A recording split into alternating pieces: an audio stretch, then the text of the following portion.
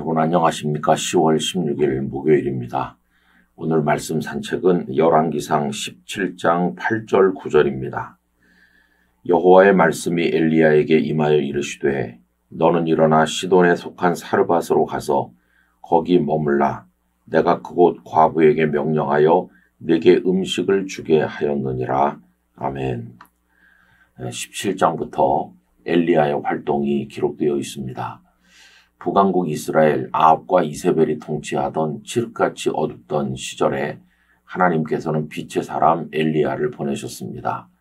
그는 갈멜산의 영웅으로 우리에게 기억되고 있는 대단한 인물이고 죽음을 맛보지 않고 하늘로 승천한 하나님의 사람이었습니다. 자, 오늘은 이 엘리야를 통해서 하나님께서 여러 가지 안배를 하시는 내용을 생각하게 됩니다. 북이스라엘의 죄악이 관영하였기 때문에 하나님께서는 진노로 우로를 그치게 하셨습니다.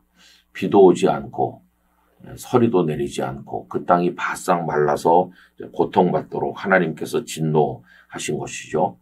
그리고는 엘리야를 그리 시냇가로 보냈습니다. 까마귀를 통해서 물과 고기를 공급하셨고 시냇물을 마시면서 그는 그곳에 살았습니다. 그런데 얼마 후에는 그리 시냇가 물도 다 마르게 되자 하나님께서는 그를 저 멀리 사르밧의 과부에게로 보내십니다. 그런데 하시는 말씀이 아주 독특하죠. 너는 일어나 시돈에 속한 사르밧으로 가서 거기 머물라. 내가 그곳 과부에게 명령하여 네게 음식을 주게 하였느니라. 내가 그 과부에게 다 미리 말해놨다. 너 도착하기만 하면 너에게 음식을 줄 거다. 이렇게 들리지 않습니까? 가기만 하면 그 여인이 환영하면서 음식을 다 차려놓고 선지자님 드십시오. 이렇게 할 것 같아요. 그런데 그렇지 않았어요. 그 뒤에 그가 과부의 집에 도착했을 때 이 가난한 과부는 아들하고 생애에서 마지막 먹을 음식을 만들기 위해서 나뭇가지를 줍고 있는 중이었습니다. 하나님께서 엘리야를 보내시려면 그 지역에 아주 부잣집 과부에게 보낼 거 아닙니까? 그리고 하나님을 잘 경외하는 그런 여인에게 보내서 미리 준비하고 기다리다가 엘리야를 맞이하게 해야 될 것 같은데 아주 가난한 과부의 집에 보내셨다는 거예요.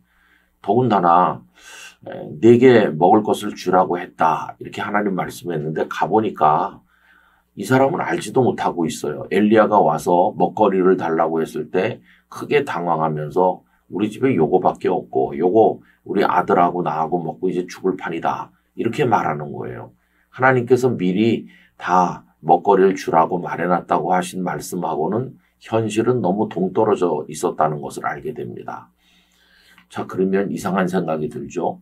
아니, 하나님께서는 사르밧의 과부에게 미리 말씀을 해놓은 게 아니구나. 그런데 왜 엘리야에게는 미리 다 준비된 것 같이 그렇게 이상한 말씀을 하셨을까 하는 의아심을 가지게 되지 않습니까?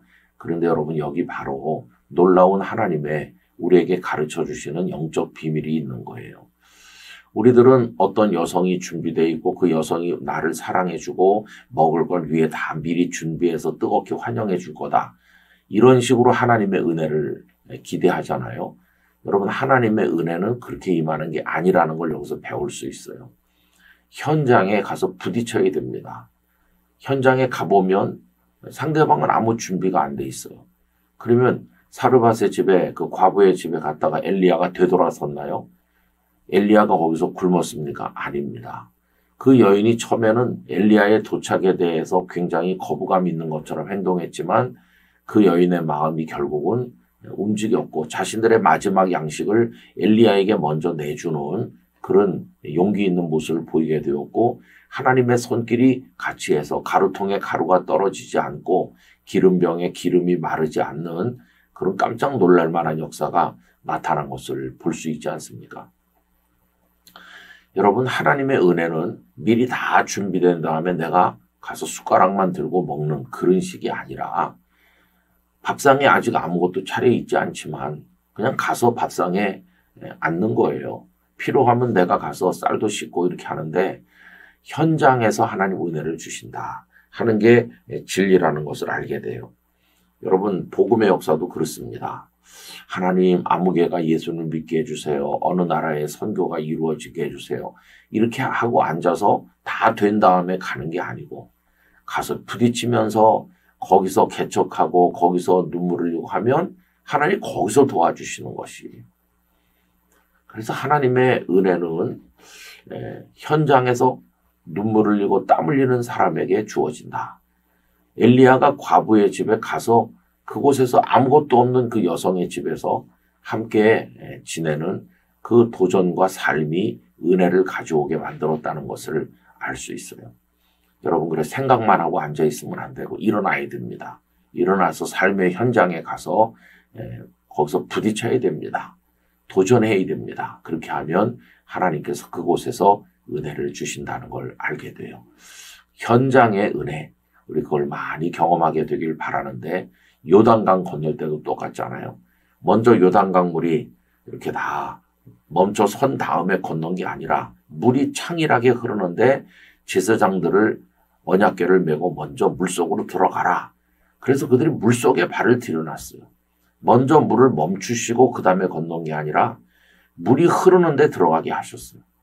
그랬더니 그 다음에 물이 그 현장에서 멈추게 하신 것이에요. 가만히 있으면서 아무것도 안 하고 하나님 아무것도 날 도와주지 않는다. 원망만 하고 있으면 안 되고 여러분 일어나서 도전해야 됩니다.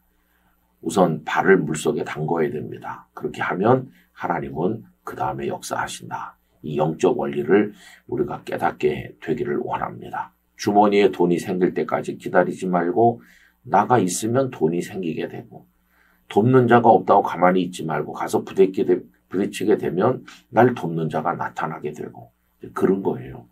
이 하나님의 원리를 생각하며 우리 열심히 도전적으로 살아갈 수 있기를 간절히 기원합니다.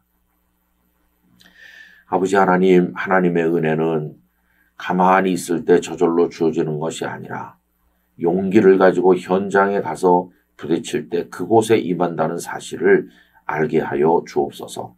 우리가 이런 개척적인 용기를 가지고 살아가도록 은혜를 주옵소서. 예수님의 이름으로 기도하옵나이다. 아멘.